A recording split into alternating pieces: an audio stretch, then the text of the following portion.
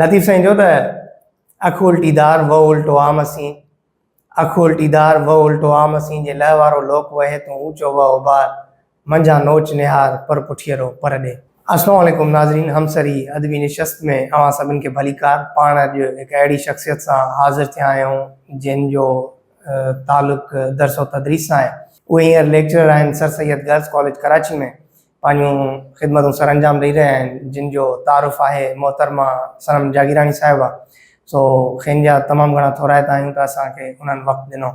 सो जेको शुरूआति में ई मूं शेर पढ़ियो त अखि उल्टीदार वो उल्टो आम असीं।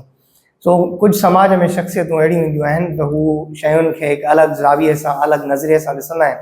हुननि जो उहो अलॻि नज़रियो ऐं अलॻि अखि सां ॾिसण वारो जेको ज़ावियो आहे उहो ई हुननि खे बाक़ी समाज खां मुनफ़रिद करे अलॻि बीहारींदो आहे। इन ज़ाविये जे करे ई हू तारीख़ में एक्स्ट्राऑर्डिनरी किरदार थी साम्हूं ईंदा आहिनि। सो पाण अॼु अदीअ खे इन निशस्त में वरी भलीकार कयूं था ऐं पाण जेको हुननि जे हिन किताब जेको सिंधी नावल जो तनक़ीदी जाइज़ो आहे उन ते उन्हनि खां सवाल कंदासीं। सो पहिरियों ई जेको मुंहिंजो सुवालु आहे, उन्हनि पंहिंजे पारां हुन में लिखियो आहे त कुझु वक़्तु हो जंहिंमें सिंधी नावल नज़रियाती तौर ते लिखियो वेंदो हो ऐं नज़रियाती नावल हुआ, पर हाणे अदीअ खां इहो सुवालु आहे त हींअर जेको नावल सिंधीअ में सर्जेजे पियो, लिखिजे पियो, उहो छा भला नज़रियाती न आहे, या जे आहे त कहिड़े एंगल खां उहो नावल लिखियो पियो वञे। महिरबानी मीर मंसूर तव्हांजी जो तव्हां मूंखे पंहिंजे हमसरी जे प्रोग्राम में घुरायो। अच्छा, तव्हांजो जेको सुवालु आहे उन में इहो आहे त पहिरीं मूं चयो त नज़रियाती तौर ते लिखिया वेंदा हुआ नावल या नज़रियनि जी बुनियाद ते, त हाणे जेके लिखिया पिया वञनि उहे तव्हां चओ था त कहिड़े उन्हनि जो मौज़ू कहिड़ो आहे, त उहे कहिड़े बुनियाद ते लिखिया पिया वञनि। अच्छा, हीअं आहे त हर दौर जूं पंहिंजूं पंहिंजूं घुरिजूं हूंदियूं आहिनि, हर दौर जी हिकिड़ी पंहिंजी तक़ाज़ा हूंदी आहे।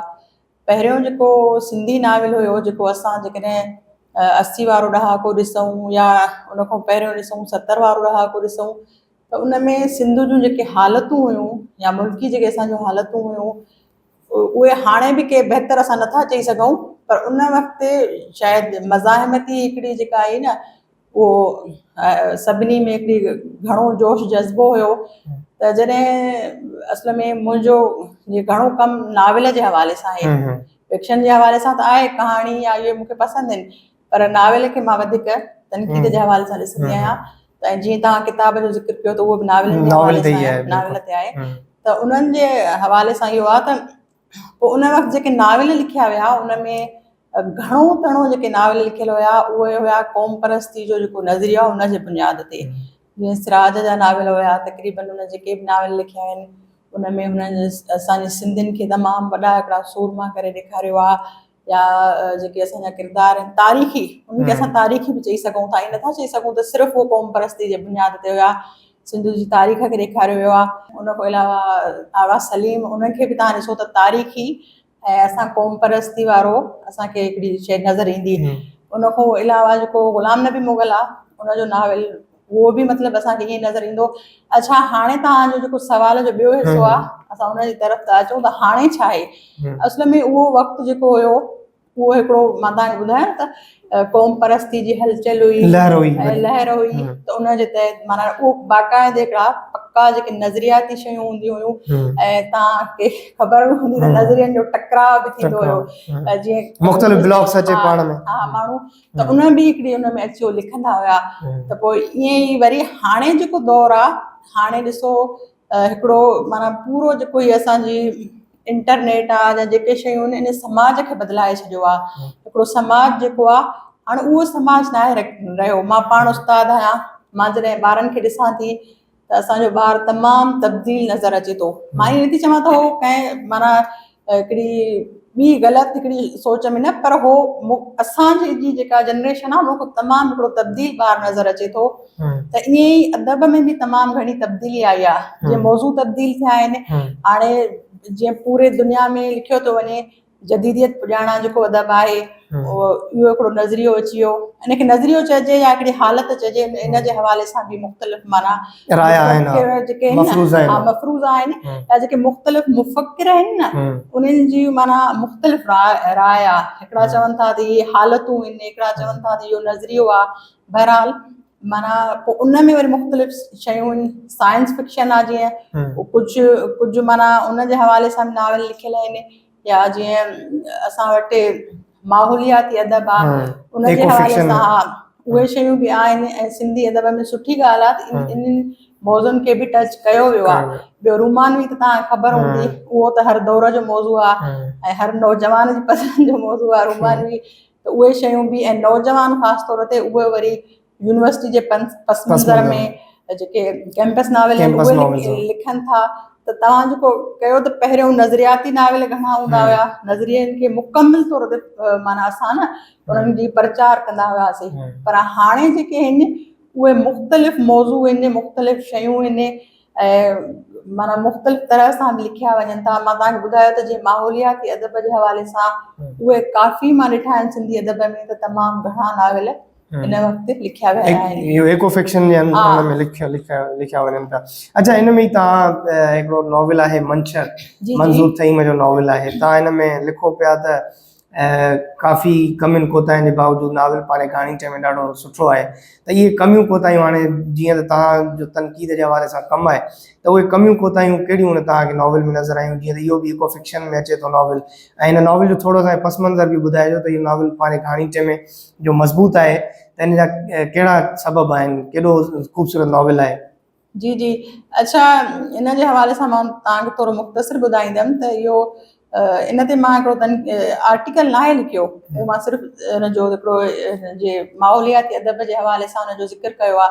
त हुन में इहो आहे त हुनजी जेका ॿोली आहे उहा जीअं मुहाणनि जे मंछर जे पस मंज़र में जेको इंडिजीनियस माण्हुनि हा त उहा ॿोली जेका आहे उहा उन्हनि जा लफ़्ज़ न आहिनि ऐं कुझु मंज़र निगारी में बि मसइला आहिनि ऐं जेका ॿोली आहे माना सभ खां वॾी हिकिड़ी शइ हूंदी आहे नावल जे हवाले सां त या कहाणी जे हवाले सां जेको बि फिक्शन आहे हुन में इहो हूंदो आहे त जेको किरदारु आहे उन जे मुताबिक़ ॿोली हुजे। जेकॾहिं उतरादी माण्हू आहे त उहो पंहिंजी ॿोली इस्तेमालु कंदो, ख़ासि तौर ते माना इहो नावल या कहाणी त उहो वधीक माना सूंहं लॻंदी ऐं कंहिं दौर में असां PTV जा ड्रामा ॾिसंदा हुआसीं त उन्हनि में हर किरदार जो जेको हिकिड़ो लहजो हूंदो हुयो ऐं जेका उनजी ॿोली हूंदी त उहा उनजो जेको किरदार जे मुताबिक़ लिखी वेंदी। त हिन में इहो मसइलो आहे त माना ॿोली जेका आहे उहा किरदारनि जे मुताबिक़ न आहे ऐं किरदार हिकिड़ी अलॻि ॿोली ॻाल्हाइनि था ऐं हुननि जो पस मंज़र अलॻि आहे, हुननि जी जेका हिकिड़ी जंहिं धरती सां या जंहिं हुन सां तालुक़ु आहे त उहा उन्हनि जी ॿोली उहा बहितर न आहे। ॿियो हूअं मतिलबु ॾिसंदो त मंछर नॉवल में उहो कीअं ॾेखारे थो त एॾी जीवत हुई ऐं कीअं उहे तबाह थियनि था ऐं कीअं जेको आहे त असां उन्हनि खे उन सॼी जीवत खे तबाह कयूं था। बिल्कुलु। अच्छा, इहो हिकिड़ो जीअं मां पहिरियों माहौलियाती अदब जो ज़िक्र कयो, इहो हिकिड़ो तमामु अहम हिकिड़ो मौज़ू आहे, सीरियस मौज़ू आहे जंहिंखे असां बिल्कुलु बि माना सीरियस नथा वठूं। असल में इहो हिकिड़ो मौज़ू न आहे, इहो हिकिड़ो मसइलो आहे। जीअं पहिरियों असां ज़िक्र कयोसीं न त हाणे बि सियासी मसइला त हाणे बि मौजूदु आहिनि, जीअं महांगाई आहे, रोज़ बरोज़ शयूं चढ़नि थियूं मथे, जीअं हाणे अॼुकल्ह पेट्रोल जो मसइलो हले थो, पर असल में असां सां जेको हिन वक़्तु सीरियस मसइलो मुंहिंजे ख़्याल में बि लाॻापियल आहे। मां कल्ह ई हिकिड़ी ॾिसां पई त हुन में आहे त झिरकियूं ख़तमु थी वियूं आहिनि ऐं सिंध में झिरकियूं ख़तमु थी वियूं आहिनि, सिंध में न पर पूरे दुनिया में, पर ख़ासि तौर ते असांजे उन्हनि में पाकिस्तान में। त मां वाकई इहा ॻाल्हि पोइ बाद में हिकिड़ी नोट कई त असां नंढा हूंदा हुआसीं त झिरकियूं केॾियूं हूंदियूं ऐं उहे हिकिड़ो माना पूरो माहौल जोड़ींदियूं आहिनि। तव्हांखे मौसमनि जी ख़बर पवंदी आहे त इहे मौसम माना गर्मी आई आहे या सर्दी आई आहे, असांखे जेके पखी आहिनि या जीवत आहिनि या जे गुल लॻाईंदा हुआसीं त पोपट ईंदा, हाणे असां वटि मुख़्तलिफ़ नस्लनि जे जेके क़िस्मनि जा पोपट आहिनि उहे नथा अचनि। त मंछर नावल बि ईअं आहे त माना हुन में इंसान जेका तबाही फैलाए थो ऐं हुन में हर जीवत ऐं हिकिड़ी जेका बि जीवत आहे उनजो पूरो उहा हिकिड़ो पस मंज़र रखे थी ऐं उहा हिकिड़े इंसान जे लाइ तहफ़ुज़ जो बाहिस आहे। ऐं इन में इहो आहे त फितरत जो इंसान जो जेको रिश्तो आहे न उहो पाण में कमज़ोर थी वियो आहे। असां फितरी शयुनि खां तमामु घणो परे थी विया आहियूं ऐं असां मसनूई बनावटी शयूं ऐं इहे तमामु घणो मुस्तक़बिल में असांखे नुक़सानु ॾींदियूं जंहिंजो असांखे हिन वक़्तु अंदाज़ो न आहे। हिन नॉवल पंहिंजे घाणीचे में तमामु ज़बरदस्त नॉवल आहे, छो त हिन नॉवल खे जॾहिं मूं बि पढ़ियो मंछर खे त हिन में हिकिड़े डिक्टेटर जो तज़किरो बि आहे ऐं हुन डिक्टेटर कीअं हिन मंछर खे किथां खां खणी ऐं कीअं पहुचायो, सो जॾहिं तव्हां पढ़ंदो त तव्हांखे अंदाज़ो थींदो। अच्छा, ॿियो जीअं त अदी सनम जो जेको कमु आहे उहो तनक़ीद जे हवाले सां आहे, त सो अदीअ खां हाणे इहो बि पुछंदासीं त त तनक़ीद जॾहिं असां अॼु कयूं था नॉवल्स ते त माण्हू उनखे ज़ातियात ते वठी था वञनि। हू सम्झनि था त शायदि असां के हुननि सां ज़ाती के बायसिस आहिनि। त तनक़ीद जे लाइ कहिड़ा ज़ाविया हुजणु खपनि, तनक़ीद कहिड़नि ज़ावियनि खे ॾिसी करे कई वञे, या जेकॾहिं अॼु जेका तनक़ीद थिए थी उहा कहिड़े एंगल खां थिए थी, उहो थोरो हुन ते रोशनी विझनि। जी जी, महिरबानी त तव्हांजी। इहो तमामु अहम सुवालु आहे हिकिड़ो तनक़ीद जे हवाले सां। अच्छा, ॻाल्हि इहा आहे त पहिरियों मां तनक़ीद जे हवाले सां अचां त सिंध में जेका असां वटि तनक़ीद आहे उहा घणो करे जेके मां किताब पढ़िया आहिनि, छो जो मुंहिंजो तालुक़ु सिंधी अदब सां आहे। मां सिंधी अदब में MA कया सिंध यूनिवर्सिटी मां। त असां रेगुलर वेंदा हुआसीं ऐं पढ़ंदड़ शागिर्द हुआसीं, ऐं उन जे दौरान ई मुंहिंजो तनक़ीद वारो जेको शोबो आहे उन सां दिलचस्पी पैदा थी। अच्छा, घणो करे असां वटि जेके शयूं लिखियूं हुयूं न उहे तनक़ीद जी जेका तारीख़ आहे, मैडम फहमीदा ॾाढो सुठो लिखियो आहे, या डॉक्टर अलहदाद बोयो जेको आहे तनक़ीदूं किताब या सिंधी अदब जा फ़िक्री मुहरक, उन में बि उन तमामु सुठो लिखियो आहे। पर इहे जेके बि शयूं आहिनि इहे सभु उन जी माना तनक़ीद जा, अच्छा तनक़ीद हिकिड़ो तमामु वसी इल्मु आहे, उन में उनजी तारीख़ बि अची थी वञे, तनक़ीदी नज़रिया बि अची था वञनि। त उन मां पोइ असांखे इल्मी तनक़ीद ऐं अमली जेका तनक़ीद आहे उहे ॿई जेके शयूं, जेके ॿई टई शयूं असांजो शागिर्द ख़ुदि असां उन दौर में बि असांखे एॾो ख़बर न पवंदी त असां मिक्स करे छॾींदा हुआसीं। असांखे लॻंदो हो त जेकॾहिं असां नज़रियाती किताब बि पढ़ूं था या मैडम फहमीदा जो तारीख़ी किताब बि पढ़ूं था त उहा बि तनक़ीद आहे। पर बाद में असांखे ख़बर पई त न, इहे सभु शयूं हिकिड़ो माना अकेडमिक तौर तव्हांखे सिखण जे लाइ आहिनि, सिखी पोइ उन जे तहत तव्हांखे अप्लाई करणी आहे इहा शइ। अच्छा, हीअं थो थिए जो तनक़ीद खे बुनियादी तौर ते तख़लीकार हिकिड़ो फितरी हिकिड़ी शइ बि हूंदी आहे त पसंदि न आहे कंदो इंसान, माना हिकिड़ी हूंदी आहे उन में त उनखे माना तकलीफ़ थींदी आहे। ऐं मां सम्झी सघां थी त हिकिड़ो तख़लीकार बाक़ाइदे पंहिंजो हिकिड़ो हसास हूंदो आहे पंहिंजी तख़लीक़ जे बारे में, ऐं उनजो असां एतिराम कयूं था। पर माना ईअं न आहे त तव्हां मुआशिरे खे बि तव्हां खुलियो छॾे ॾींदव। त उन जा अदब जा कुझु उसूल आहिनि, कुझु मतिलबु उन में जीअं मुख़्तलिफ़ शोबा आहिनि, जीअं असां तर्जुमो कयूं था, तर्जुमे जा कुझु उसूल आहिनि त बाबा हीउ पाबंद तर्जुमो आहे, हीउ आज़ादु तर्जुमो आहे, हीउ मफ़हूम आहे, जेके बि शयूं त असां उहे उन उसूल जे मुताबिक़ कंदासीं। त जॾहिं हिकिड़ो मां तख़लीकारनि खे बि गुज़ारिश इहा कंदमि त जॾहिं तव्हां लिखो था त उन खां पोइ उहा शइ जेका आहे न उहा हिकिड़ी अवामी शइ आहे, उहा सभिनी जी शइ आहे। त उन ते जेकॾहिं बहस मुबाहिसो थिए थो ऐं सेहतमंद हिकिड़ी बहस थिए थी त इहा सुठी ॻाल्हि आहे, तव्हांजी शइ खे वोट मिली आहे ऐं माण्हुनि पढ़ियो आहे। अच्छा, पोइ इन में इहो थिए थो त तव्हां इहो ई शायदि ज़िक्र कयो त बर्दाश्त छो नथो कयो वञे, ज़ाती हमिलो सम्झो थो वञे।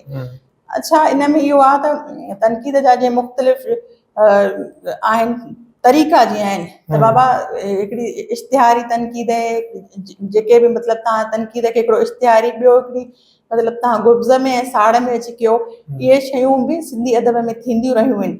पर मां ॾिठो आहे ख़ासि तौर ते नाविल जे हवाले सां, जॾहिं कंहिं नाविल असां पढ़ंदा आहियूं त ॾाढी माना नाविल पढ़ंदे असांखे तकलीफ़ थींदी आहे। त उन में माना ख़ासि तौर ते जेके असांजा नौजवान लिखनि था, असां चाहियूं था त उहे ईअं ई लिखनि जीअं आगा सलीम जा नाविल आहिनि, या सिराज जा, या महताब महबूब जा, उन खां बि वधीक सुठा लिखनि, उन खां बि वधीक बहितर शयूं लिखनि।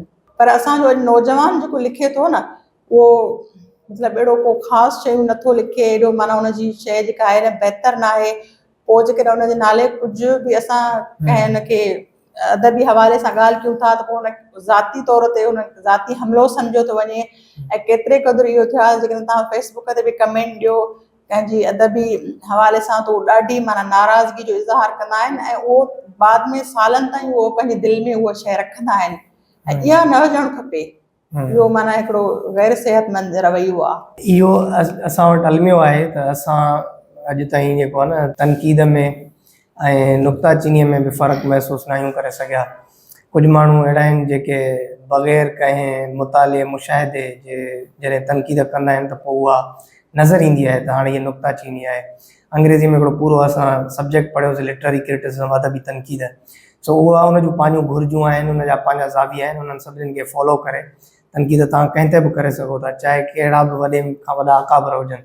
ॿी ॻाल्हि जेका आदीअ कई त तव्हांखे ख़ुशि थियणु खपे जॾहिं तव्हांजे कंहिं बि फ़न पारे ते तव्हांजी कंहिं बि क्रिएशन ते तनक़ीद थिए थी। कंहिं ॾाढो ख़ूबसूरत लिखियो, उन्हनि चयो त जॾहिं बि तव्हां का तख़लीक़ करे वठो था त उन खां पोइ उहा तव्हांजी प्रॉपर्टी न रहंदी आहे, it becomes a property of public.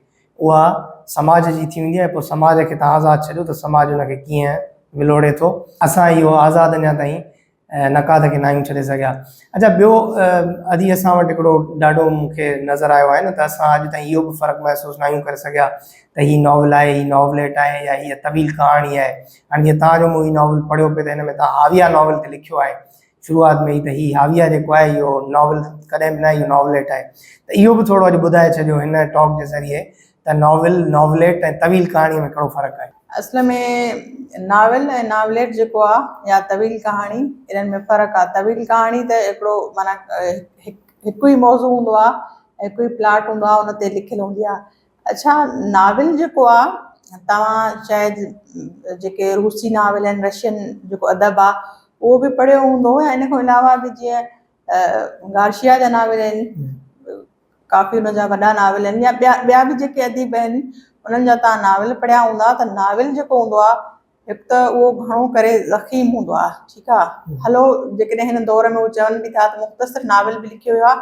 Novel जेको हूंदो आहे उन में प्लाट जे अंदरि मुख़्तलिफ़ प्लाट हूंदा आहिनि, उन में सब प्लाट हूंदा आहिनि, ऐं उहो माना थोरो पेचीदा हूंदो आहे। उन जा जेके किरदार हूंदा आहिनि उहे वधीक हूंदा आहिनि, किरदार उन जा तमामु घणा हूंदा आहिनि। ऐं कॾहिं कॾहिं त मां पढ़ंदी हुयमि, ख़ासि तौर ते रशियन नाविल या चीनी नाविल हूंदा, हुन में पढ़ंदी हुयमि त किरदार विसरी वेंदा असां खां, ऐं पोइ बाद में यादि ईंदो हो त अच्छा वरी किरदार इंटर थींदो हो, त उन खां पोइ असांखे इहो थींदो अहसासु त माना अच्छा नावलेट इहो आहे त नावलेट मुख़्तसिर हूंदो आहे, उन जो बयानु सादो हूंदो आहे, उन जो प्लाट हिकिड़ो ई हूंदो आहे, ऐं उन जा जेके किरदार आहिनि उहे तमामु थोरा हूंदा आहिनि। ऐं सिंधी अदब में घणो करे जेके हाणे लिखिया था वञनि इहे मुंहिंजे ख़्याल में नाविल न पर नावलेट ई आहिनि, छो जो उहे हिकु त 100 पेजनि जे अंदरि अंदरि लिखिया था वञनि, या हलो 100 पेजनि खां मथे बि लिखिया वञनि था, त उहो इन्हनि जो बयानु एॾो सादो हूंदो आहे। उन में उहो जेको हिकिड़ो ॻोढ़ो जेको बयानु हुजे नाविल वारो, ऐं असां पढ़ूं ऐं उहो बाक़ाइदे टाइम ॾेई उहो ज़खामत वारो उहो न आहे, न ई उहे जेके सब प्लाट आहिनि, नंढा प्लाट आहिनि, उहे माना उन में के शामिलु कया था वञनि। घणो करे चंद कॾहिं कॾहिं त एॾो हूंदो आहे त रुॻो हिकिड़ी छोकिरी आहे मिसाल तौर ते उहा डायरी लिखे थी, या हिकिड़ो छोकिरो आहे उहो डायरी लिखे थो, अच्छा इनखे बि असां नाविल करार ॾेई छॾींदा आहियूं, चवंदा आहियूं त बाबा इहो जेको आहे इन ते तव्हां ॾिठो बि हूंदो त इलाही बहस मुबाहिसा बि थींदा आहिनि त बाबा काफ़ी अहिड़ियूं शयूं हूंदियूं आहिनि जंहिंखे असां डायरी जा वर्क करे छपरायूं, पर असां उनखे बि नाविल जो नालो ॾेई छॾींदा आहियूं। काफ़ी मां अहिड़ा नाविल ॾिठा आहिनि, काफ़ी इहे शयूं आहिनि, त इन जे करे नाविल थोरो माना हिकु त ज़ख़ीम हूंदो आहे पंहिंजे सिफ़नि में, ऐं उन्हनि में उहा शइ, ऐं नाविल लिखण में इलाही टाइम लॻंदो आहे। असां वटि राइटर चवंदा आहिनि त असां 6 महीननि जे अंदरि नाविल लिखियोसीं, हालांकि 6 महीननि जे अंदरि इहा शइ ॾाढी ॾुखी आहे त तव्हां 6 महीननि जे अंदरि त हिकिड़ो नाविल पढ़ंदा हुआसीं असां कंहिं दौर में, एतिरा मतिलबु उहो ज़ख़ीम नाविल हूंदा हुया। त मुंहिंजे ख़्याल में त अॼुकल्ह त असां वटि नाविलेट ई आहिनि घणो करे। अच्छा, अदी इहो ई कारण आहे त असां शायदि इहो सम्झो आहे त शायदि माण्हुनि वटि वक़्तु कोन्हे, इन करे जल्दी में असांखे नॉवलिस्ट बि थियणो आहे, ऐं इन कारण असां जेको आहे न 110 पेजिस जा नॉवलेट छपाए ऐं पंहिंजो नॉवल सम्झूं था उनखे, ऐं नॉवल निगार बणिजी था वञूं।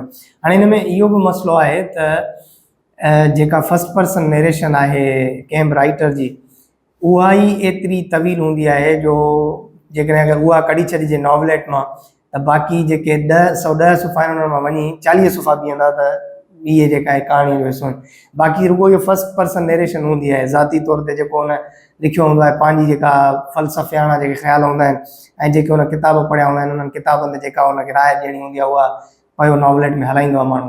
अच्छा, हाणे हिकिड़ो इहो बि आहे त शायदि चयो वञे थो त टाइम घटि आहे, ही पोस्ट मॉडर्न एरा आहे, ही पोस्ट इंफॉर्मेशन जो दौर आहे, उनजे करे माण्हुनि वटि टाइम कोन्हे, इन करे नॉवल न पियो लिखिजे। ईअं बिल्कुलु बि न आहे। उर्दू अदब में अॼु बि जेकॾहिं तव्हां ॾिसंदो त अली अकबर नातिक जेके नॉवल आहिनि उहे हाणे 9 लखी कोठी किताबु आहे, 600-700 सुफ़नि जो किताबु आहे।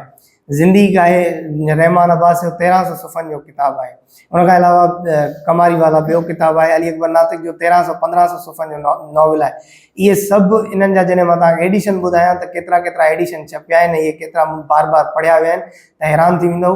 हीअ हींअर अली अकबर नातिक जो 9 लखी कोठी जो 7हों एडिशन हले पियो, 7हों दफ़ो पब्लिश थियो आहे। त इहो एतिरो पढ़िजे पियो, किताबु पढ़िजे पियो, नॉवल। इहो आहे राइटर ते, त राइटर इन लेवल जो, इन मयार जो जॾहिं लिखंदो तॾहिं ई जेको आहे त अहिड़ी शइ ॾेई सघंदो। इन में टाइम जो या इन में पोस्ट मॉडर्न एरा जो को बि तालुक़ु कोन्हे, त माण्हुनि वटि टाइम कोन्हे। माण्हू तव्हांजी मयारी शइ हूंदी, ॾींहंनि जा ॾींहं कढी तव्हांखे मुसलसल वेही पढ़ंदा।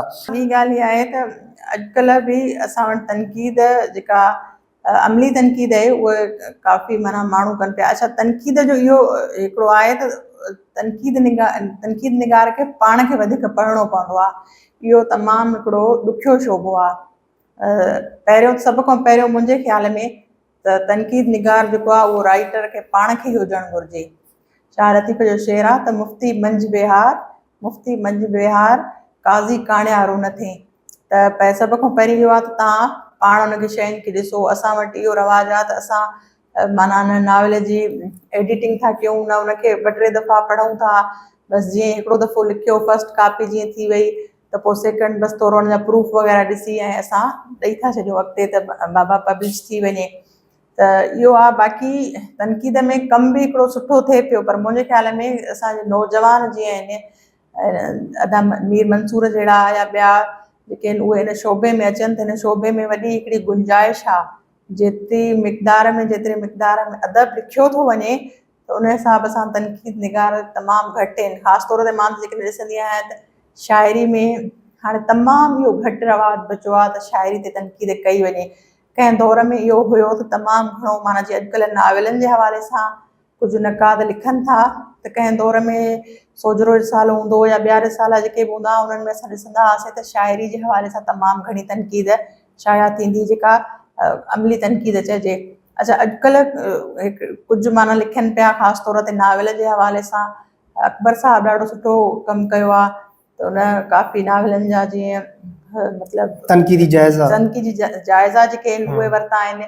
ऐं डॉक्टर मुबारक लाशारी आहे, उनजो माना सुठो कमु थियल आहे। उन बि काफ़ी माना हिकिड़ा तनक़ीदी जेके जाइज़ा आहिनि। अच्छा, मां हिकिड़ी ॿी हिते ॻाल्हि कंदमि, मूंखे यादि अची वई। हिकिड़ो हूंदो आहे तनक़ीदी मुकमल जाइज़ो पेश करणु। अच्छा, ॿियो हूंदो आहे सिर्फ़ु तबसरो। त असां वटि वरी तबसरे निगार खे बि असां तनक़ीद निगार सम्झंदा आहियूं। हालांकि ईअं न आहे। तबसरो जेको हूंदो आहे उहा कंहिं बि शइ जो, जीअं तव्हांखे मां ॿुधायो त का बि जेका तारुफ़ी शइ हूंदी आहे, इहो हिकिड़ो माना तव्हां पहलू चई सघो था, पर इहा तनक़ीद न आहे। एतिरे क़दुरु जो मूंखे बि लॻंदो आहे, मां पाण ते तनक़ीद कंदी आहियां। मां चवंदी आहियां त मूंखे अञा वधीक सुठो लिखणु खपे हा। मूंखे शयुनि खे न डीप में अञा ॾिसणु खपे हा, त वधीक ई शयूं बहितर थी सघनि थियूं। त हमेशह इहा जेका जुस्तजू आहे, इहा इंसान में जेकॾहिं रहे, ख़ासि तौर ते तनक़ीद निगार, हिकु त हुनखे तनक़ीद करण जे लाइ रुॻो हिकिड़ो किताबु न आहे पढ़णो पवंदो जंहिं ते उहो तनक़ीद कंदो। 100 किताब ॿिया पढ़ंदो, जंहिं मां पोइ उहो भेट कंदो ऐं उहे जेके तक़ाबली शयूं आहिनि उहे पेश कंदो। त असां वटि जेको बि अॼुकल्ह, हिकु त नावल निगार घणा थी विया आहिनि, ॿियो तबसरे निगार जेके आहिनि, माना कोई बि तबसरो ॾेई पोइ चवंदा आहिनि असां हिन ते तनक़ीदी जाइज़ो पेश कयो आहे। त इन थोरी सोच खे असांखे माना वाज़िह करणु खपे त तनक़ीद छा आहे ऐं तबसरो छा आहे। तबसरो सिर्फ़ु मुख़्तसिर माना किताब जो तारुफ़ पेश कंदो आहे ऐं इहो तव्हांखे ॿुधाईंदो आहे कि हीउ नओं किताबु आयो आहे, हिन में हेतिरा सिफ़ा आहिनि। ऐं घणो करे तबसरो जेको हूंदो आहे उहो तारीफ़ ते मबनी हूंदो आहे। जीअं मुहाग हूंदो आहे, मुहाग बि जेको हूंदो आहे उहो तारीफ़ ते मबनी हूंदो आहे घणो करे। अॼुकल्ह सुठी ॻाल्हि आहे, असां माना मुहाग वग़ैरह शामिलु करण जो रवाजु कढी छॾियो आहे। ऐं ॿी ॻाल्हि इहा आहे त जीअं मुक़दमे ऐं मुहाग में फ़र्क़ु हूंदो आहे, इहे तबसरे ऐं तनक़ीदी जेके जाइज़ो आहे जेको बाक़ाइदे, उन में फ़र्क़ु हूंदो आहे। तव्हां बिल्कुलु दुरुस्त ॻाल्हि कई त असां वटि तबसरे निगार जेके आहिनि उहे वधंदा पिया वञनि ऐं तनक़ीद निगार जेके आहिनि उहे आहिनि ई कोन, ऐं जेकॾहिं आहिनि त उहे तमामु घटि पिया लिखनि। सो इन ॻाल्हि खे बि असांखे सम्झणो पवंदो। अच्छा, ॿियो अदी तव्हां हाविया नॉवल जे हिन में तनक़ीदी जाइज़े में ॿी ॻाल्हि लिखी आहे त हुन में अंग्रेज़ी लफ़्ज़नि जो इस्तेमालु अचे थो। उते तव्हां लिखियो आहे किथे त इहे अंग्रेज़ी लफ़्ज़नि जी जॻह ते जेकॾहिं अगरि सुठा लफ़्ज़ अल्टरनेट इस्तेमालु कजनि हा त त शायदि थी सघे थो त इहे ईअं इस्तेमालु थींदा आहिनि स्पीड ब्रेकर वांगुरु। सो तव्हां नथा सम्झो त जेका अॼोकी नौजवान नसल आहे उहा जॾहिं लिखे थी त ॿोलीअ जो बिगाड़ ईअं ई शुरू थिए थो हितां खां ईअं। इन में मतिलबु असां जेके लिखंदड़ आहियूं उन्हनि जो ई असरु रसूख़ आहे। जी जी बिल्कुलु, तव्हांजो इहो तमामु इहो बि हिकिड़ो सुठो सुवालु आहे। त मां जेको तव्हां नावेल जे हवाले सां हाविया जे हवाले सां चयो त उन में इहो आहे त जीअं त हीअ सिंधी नावेल आहे त कुझु अहिड़ा किरदार हूंदा आहिनि जेके माना उहे एॾा पढ़िया लिखिया हूंदा आहिनि या मतिलबु उन्हनि जो उबूर हूंदो आहे अंग्रेज़ी ज़बान ते या कंहिं ॿी ज़बान ते, पर जीअं त सिंधी नावेल आहे त इन में मां इहो लिखियो आहे त इहो वधीक बहितरु हुयो त असां इन में सिंधी जा जेके मुतबादिल लफ़्ज़ आहिनि उहे ॾियूं हा त वधीक बहितरु हुयो। बाक़ी हाणे इहो आहे त बिगाड़ त बिल्कुलु असांखे लॻंदो आहे त असांजी ॿोली में बि अची वियो आहे। जेके शहरी असांजो जेको हिकिड़ो तर्ज़ ज़िंदगी आहे ऐं ॿियनि ॿोलियुनि में बि मां ॾिठो आहे। मां पाण कराची जी कॉलेज में कमु कयां थी त उते मां इहा ॾिठी आहे त उते उर्दू जूं जेके ॻाल्हाईंदड़ हूंदियूं आहिनि टीचर्स उहे शिकायत कंदियूं आहिनि त असांजा जेके ॿार आहिनि उहे उर्दू सही नथा ॻाल्हाइनि। त इहो कंहिं हिकिड़ी ॿोली सां को लाॻापियल मसइलो न आहे, पर असांखे इन शयुनि जी तरफ़ तवजो ॾियणु खपे त हीउ जेको मसइलो आहे ॿोली जो बिगाड़ ऐं लेखक जेको आहे उहो तमामु वॾो मतिलबु ज़िमेदार जो किरदारु अदा करे सघे थो। लेखक जेको आहे उहो हिकिड़ो समाज जो ज़िमेदार फ़र्दु आहे। त ईअं ई तव्हां इहा हाविया नावेल जी ॻाल्हि कई त उन में हींअर मूंखे इहो ई यादि पवे थो त उन में तमामु घणा कुझु मतिलबु अहिड़ियूं इस्तिलाहूं हुयूं अंग्रेज़ी जूं ऐं तमामु घणा लफ़्ज़ जेके हुया त पढ़ंदे पढ़ंदे उहो तव्हांखे ॼणो अणवणंदड़ पिया लॻनि। त मुंहिंजो इहो ख़्यालु आहे लेखकनि खे मां इहो मशवरो ॾींदमि त कोशिशि करे पंहिंजी जेका असांजी निज ॿोली आहे उनखे तव्हां वाध विज कयो ऐं कोशिशि कयो त जेके किरदारनि जे मुताबिक़ ॿोली आहे उहा ॻाल्हाई वञे ऐं पंहिंजी जेका असलूकी ॿोली आहे असां कोशिशि कयूं उनखे बचाइण जी। ॿियो अॼु तव्हां हिन किताब में कैफ़े अदब नावल जो तमामु घणो ज़िक्र कयो आहे ऐं तव्हां हुन में हिकिड़ी लाइन इहा बि लिखी आहे त जेकॾहिं अगरि कंहिं माण्हूअ खे हैदराबाद शहर खे परखिणो आहे ऐं ॾिसणो आहे त उहो कैफ़े अदब ज़रूरु पढ़े। त वाक़ई छा इन नावल में अहिड़ो कुझु आहे? अच्छा मीर मंसूर, मां तव्हांखे हिन जो जवाबु इहो ॾींदमि त कैफ़े अदब जेको नावेल आहे उहो हिकु त ॻाल्हि इहा आहे त मुंहिंजी पंहिंजी ज़ाती तौर ते हैदराबाद सां तमामु घणी दिलि आहे। ॿियो कैफ़े अदब जेको नावेल आहे उन में हिकु त अदबी जेको पस मंज़र आहे, अदबी पस मंज़र आहे असांजो सिंधी अदब जो, उन्हनि जूं जेके साज़िशूं आहिनि इन्हनि जो ज़िक्र आहे। त इन जे हवाले सां बि मूंखे दिलचस्पु लॻो त उहे माना जेके असांजे वटि हिकिड़ो अदबी माहौल हूंदो आहे। उन खां अलावा हैदराबाद जी जेका तारीख़ जे हवाले सां तव्हां ज़िक्र कयो त उन में इहो आहे त पुराणी जायूं जेके आहिनि हैदराबाद जूं या बाग़ मकान ख़ासि तौर ते जेके विरहाङे खां पोइ जेके छॾियल जेके जायूं आहिनि ऐं उन्हनि खे उन नमूने सां बयानु करणु, उन जा जेके सॼा खदोखाल आहिनि, दर दीवारूं उन्हनि जूं, या हैदराबाद जा क़दीम जेके पाड़ा आहिनि जेके असां माना सिटी में आहिनि, शहर में आहिनि, त जेके क़दीम पाड़ा आहिनि हैदराबाद जा उन्हनि जो ज़िक्र त इहो इलाही माना हिकिड़ी सुठी शइ आहे। अच्छा ॿी ॻाल्हि मां इहो चवणु चाहींदमि त असां जॾहिं हिते कचहरी कयूं पिया त उन में इहो मां चयो त हिकिड़ी शहरनि जी तारीख़ हूंदी आहे ऐं मुंहिंजी ख़ुदि तारीख़ सां बि वधीक दिलचस्पी आहे। त मां ॾिठो आहे त जेको कराची शहर जे हवाले सां त असां सिंधी पोइ बि लिखूं था, जीअं काफ़ी मतिलबु कराची जा जेके मुख़्तलिफ़ तव्हां पहलू चया वञनि, हिकिड़ो त हुनजो बदमनी वारो बि आहे, ॿिया हुननि जेके तारीख़ी इमारतूं आहिनि उन्हनि जे हवाले सां असां काफ़ी लिखियो आहे। पर मूंखे लॻंदो आहे त असां हैदराबाद खे फिक्शन में या इन्हनि नॉन फिक्शन में बि असां हैदराबाद जी तारीख़ी जेके बाग़ मकान आहिनि या इहो ज़िक्र कयो वेंदो त हैदराबाद जा जेके घर हूंदा उहे तमामु मुनफ़रिद घर हुया पूरे हिन में, माना इंडिया वारे जेके इलाइक़े में, छो जो हिते हवाऊं माना वधीक हुयूं त जेके मंग चया वेंदा हुआ, जेके हिकिड़ा माना मुनफ़रिद हुनजो स्टाइल ठहियलु हुयो। त मुंहिंजे ख़्याल में जेकॾहिं कोई अञा हैदराबाद जी तारीख़ खे या तारीख़ी इमारतुनि खे वधीक मुशाहिदो करे उन्हनि जो लिखे त वधीक बहितर आहे। बाक़ी हिन नावेल में बि तमामु सुठो हिकिड़ो माना हैदराबाद जी तारीख़ जो जेका पुराणी तारीख़ आहे उनजो ज़िक्र थियल आहे। इहा हिकिड़ी माना सुठो सवण आहे। ईअं ई आहे त हैदराबाद फिक्शन में तमामु घटि आयो आहे। जेकॾहिं आयो बि आहे त सिंध यूनिवर्सिटीअ खां ॿाहिरि असां कैंपस नॉवल जिन नौजवाननि लिखिया आहिनि उहे हुन खां ॿाहिरि कोन पढ़ी सघिया आहिनि उहो बि। बाक़ी असां हैदराबाद जे शहरनि खे मोमिन बोले जो तमामु वॾो कमु आहे। हुन तारीख़ लिखी आहे, ॾाढी सुठी डॉक्यूमेंटेशन आहे। उनखे सिर्फ़ु पंहिंजे सिंधियुनि न पर ॿाहिरि बि मूं काफ़ी माण्हुनि जा पढ़िया आहिनि जेके हिस्टोरियंस आहिनि उन्हनि कोट कयो आहे मोमिन बुलो साहब खे। ॿियो हींअर हैदराबाद एंड बियॉन्ड किताबु आयो आहे, उहो बि सुठो आहे।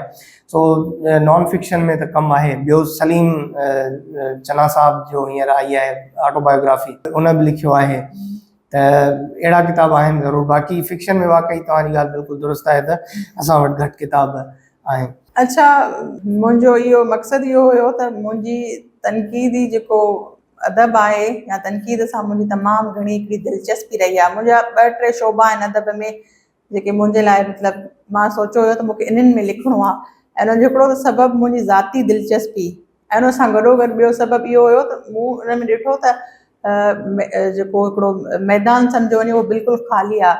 जेकॾहिं असां कुझु तनक़ीद निगार ॾिसूं था असांखे पंहिंजो ख़वातीन नज़र अचनि थियूं पर उन में को अहिड़ो माना ख़ासि असांखे हिन में मैदान में माण्हू ऐं हूअं बि मर्द बि या औरतूं बि उन्हनि में माना न आहे फ़र्क़ु, उहो घटि आहिनि। अच्छा, मुंहिंजी हिन जे पोयों साइण जो पोयों इहो ई हुयो त मुंहिंजी पंहिंजी ज़ाती दिलचस्पी हुई। उन सां गॾोगॾु ही जेके आर्टिकल आहिनि इहे कंहिं हिक ई साल में या हिन में न आहिनि लिखियल, इहे मुख़्तलिफ़ माना मरहलनि में लिखियल आहिनि। मिसाल तौर ते मां 2019 खां वठी लिखणु शुरू कयो आहे। मां 2019 खां वठी हीउ सिलसिलो जेको आहे उन खां पहिरीं त मां शाइरी वग़ैरह लिखंदी हुयमि मुख़्तलिफ़ मैगज़ीन में ऐं मुख़्तलिफ़ नालनि सां। त जीअं थींदो आहे छोकिरियुनि खे परमिशन न मिलंदी आहे घर खां त तव्हां शाइरी लिखो या इहे शयूं मसइला मसाइल हूंदा आहिनि। त उन खां पोइ बाक़ाइदे जॾहिं वरी मां सिंध यूनिवर्सिटी मां डिग्री वरिती ऐं मुंहिंजो पंहिंजो ख़ासि तौर ते हिकिड़ो त जेके आलमी अदब जा तर्जुमा हुया उन्हनि सां दिलचस्पी हुई। ॿियो तहक़ीक़ी जेके शयूं हुयूं ऐं टियों तनक़ीद जे हवाले सां।